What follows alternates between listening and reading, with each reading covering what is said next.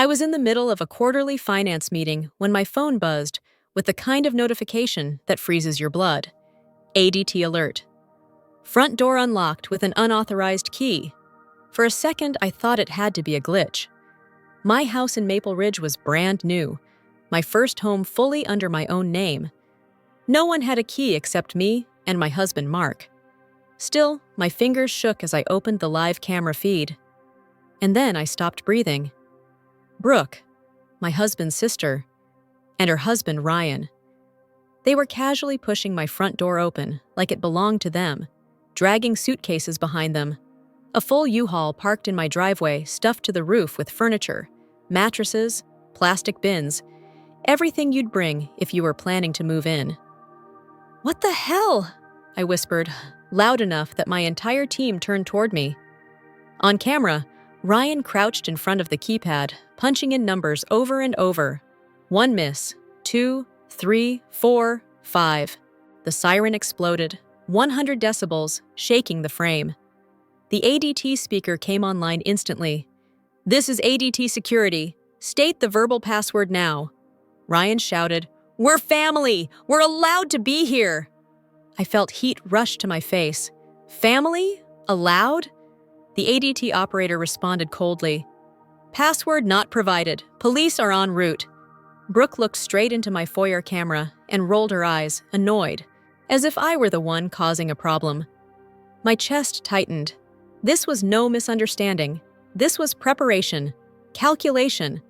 A full U-Haul doesn't show up by accident. I walked out of the conference room without a word, phone still in my hand, and called Mark. He picked up on the third ring, sounding casual, almost cheerful. "Hey babe, what's up?" "What's up?" My voice trembled. "Your sister and Ryan are breaking into our house." He paused. "Oh, that." "That," I repeated. "Mark, they have a moving truck. They just need a place to stay," he said, like it was nothing. "Brooke told me they got kicked out of their apartment. I told them they could crash with us for a bit." "Crash with us?" I snapped. "Mark, this is my house. My name. My mortgage. You gave them a key?" He exhaled. "Relax. I left the spare under the mat. It's not a big deal." "Not a big deal." I stared at the phone, feeling something inside me crack for the first time in our marriage. His voice kept going, soft but patronizing, the way he always sounded when he let his family make decisions for him. "They're my family, Avery. What was I supposed to do? Let them be homeless?" "You were supposed to talk to me," I said, "about my house." He sighed again. "You always overreact." In the background of my phone, I could hear police sirens through the ADT feed. Officers were arriving. Brooke's voice turned shrill on camera. "This is ridiculous! Call Mark! He said we could stay!" I hung up on him. By the time police escorted them out of my house, they were shouting about how I was cruel and heartless, and how Mark had already approved it. What made my blood run cold wasn't their anger. It was the certainty. They acted like they had every right to be there. I drove home immediately. When I got inside, my living room looked untouched, thank God. But something felt scraped open inside me. I checked my phone again, still shaking. That was when I found it. Screenshots from our bank app Mark must have forgotten to hide. A $12,000 transfer to Ryan 2 months ago, labeled loan. My stomach dropped so hard I had to sit down. That was the moment everything shifted. The break-in wasn't the beginning. It was the reveal. The first crack in a truth I wasn't ready to face. My husband wasn't just naive. He was compromised, and his family saw my new house as their lifeboat.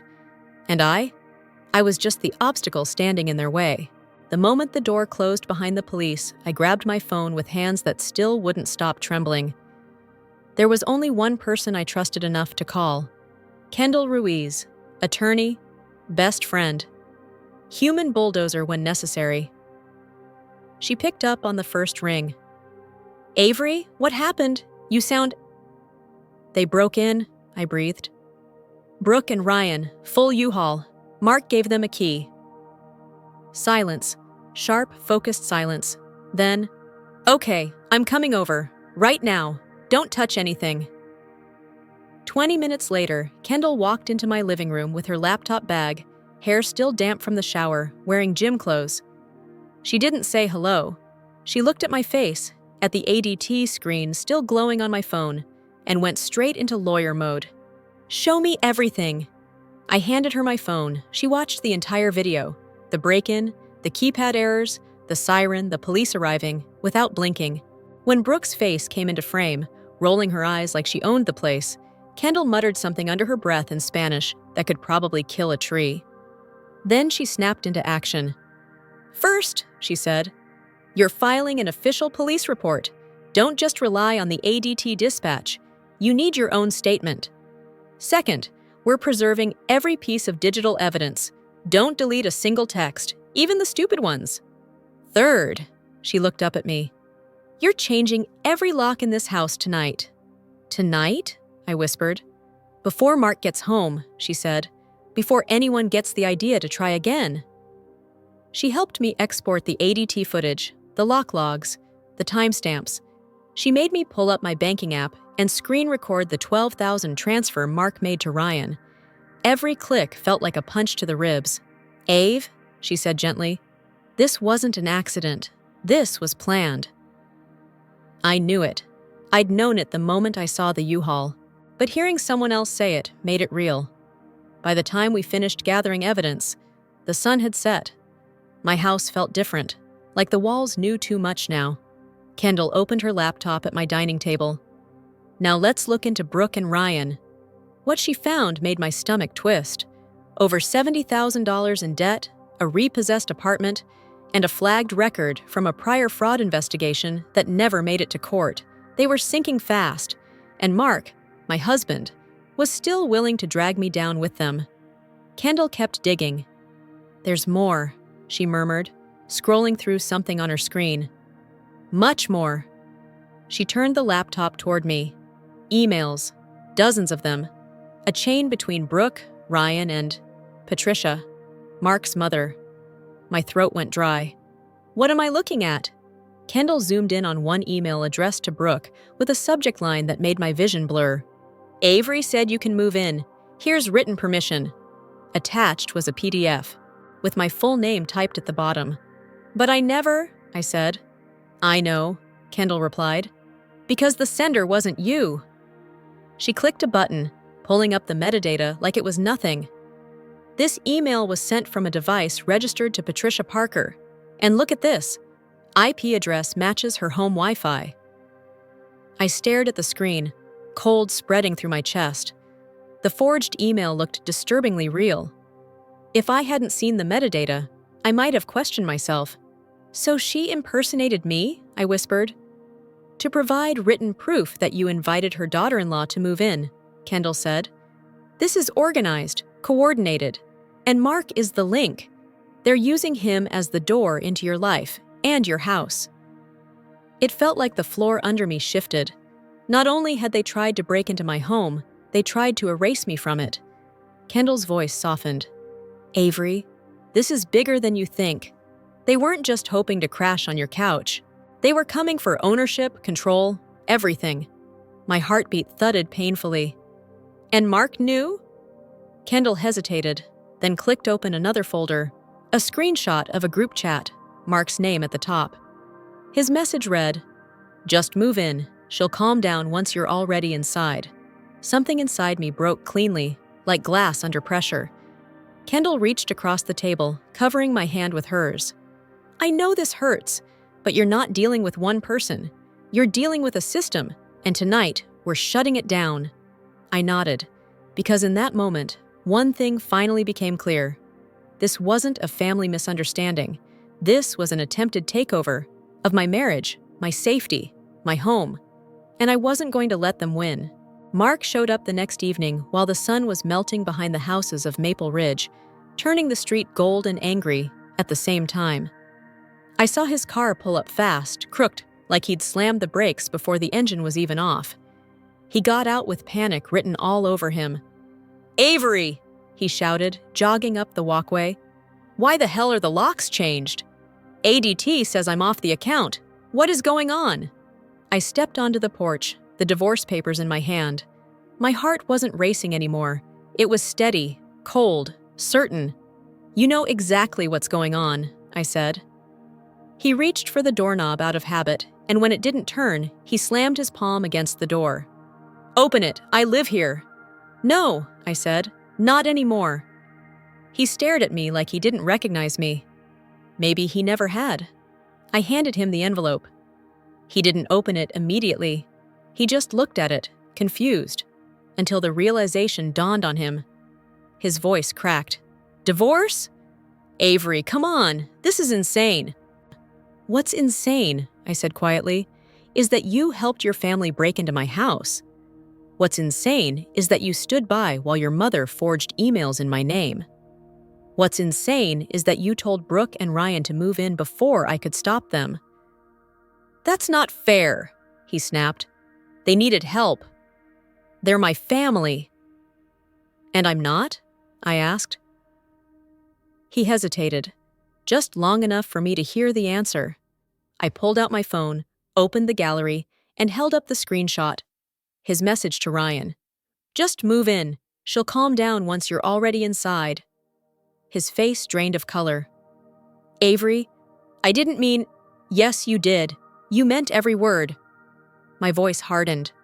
"You meant for them to bypass me, to use you to get inside my home, to walk over my boundaries because you think everything you touch belongs to your family first." He dragged a hand through his hair, frustrated. "You're acting like I committed a crime." "You did," I said. "Multiple, actually." His eyes hardened. "Family matters more than rules. You're the one who doesn't understand that." I took a step back, something inside me snapping cleanly.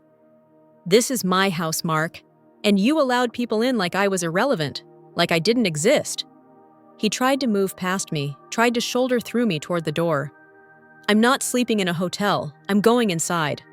I planted my hand on the doorframe, blocking him.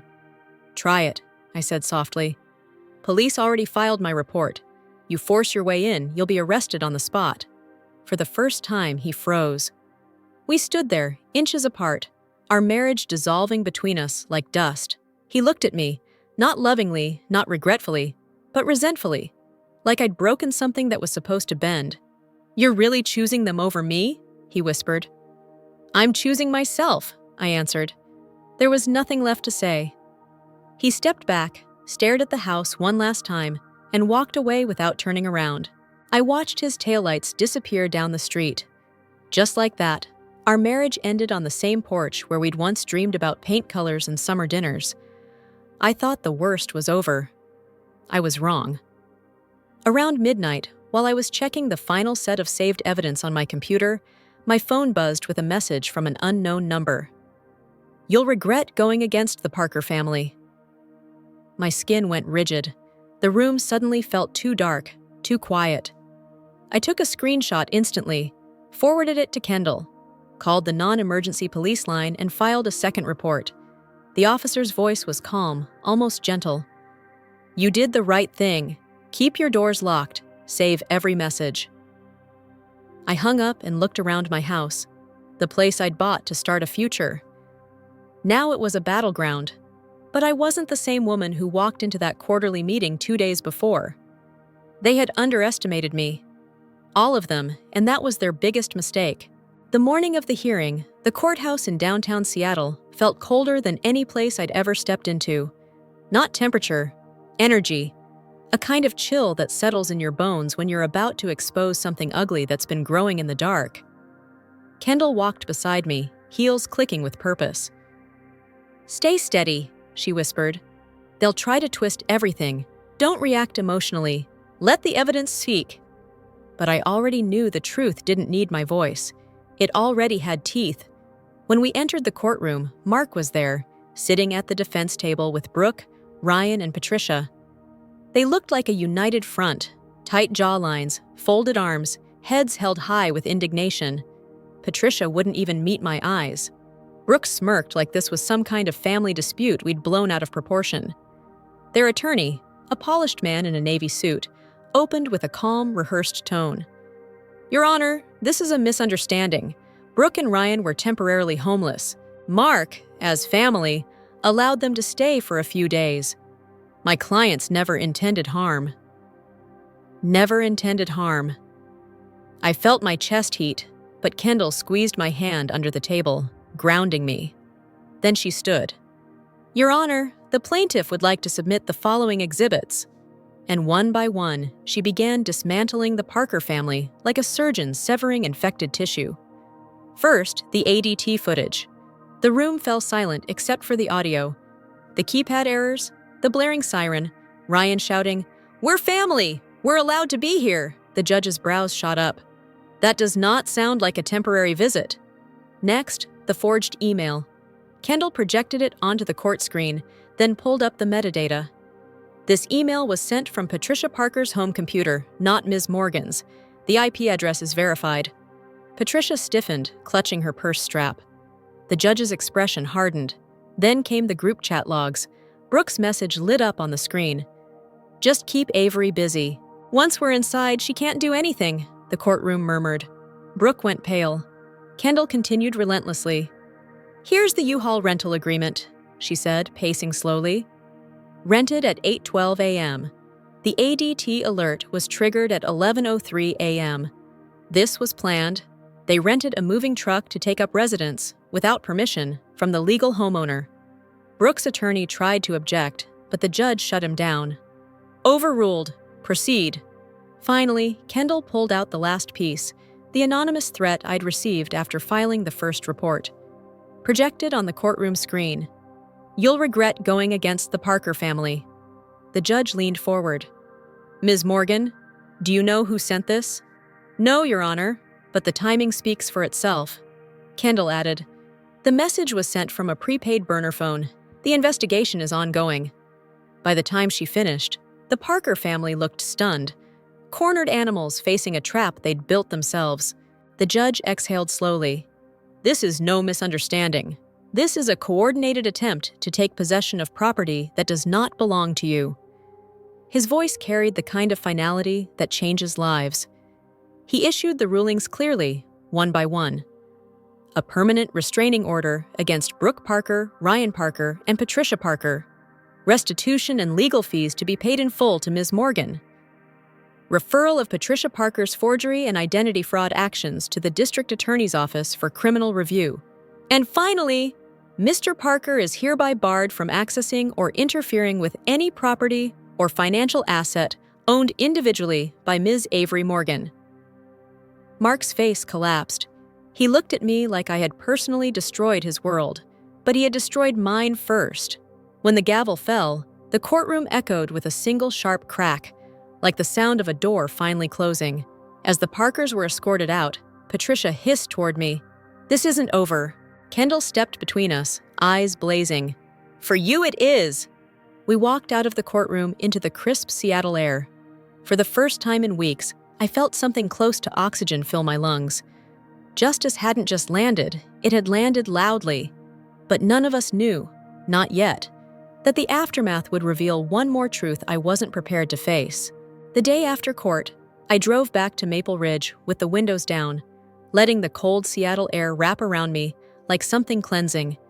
For the first time in weeks, my chest didn't feel tight. My hands weren't shaking on the wheel.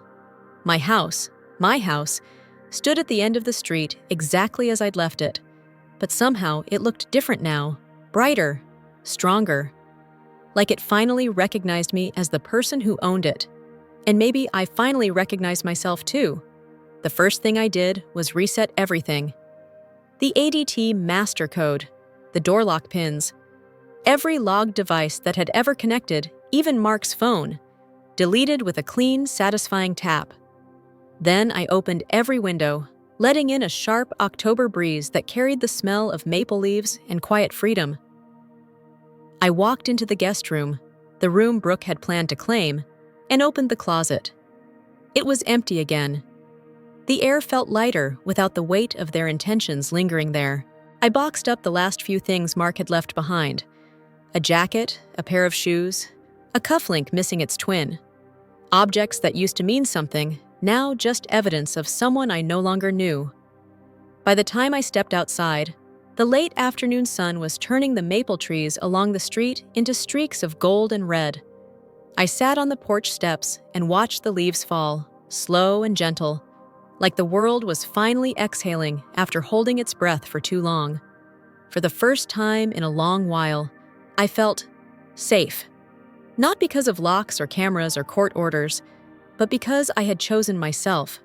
Someone once told me betrayal only hurts when it comes from someone close. I used to think that was a cynical thing to say.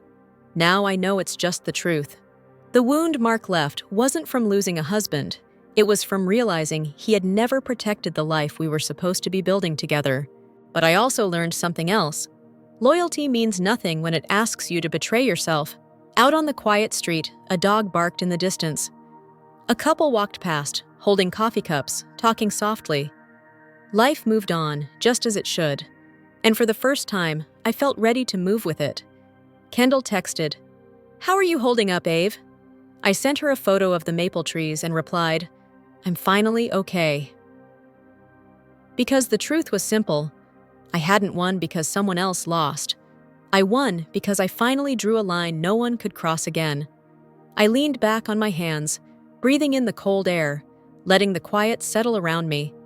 My house wasn't just a house anymore. It was a promise I had made to myself.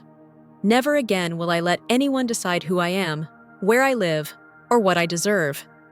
And for the first time, that promise felt real.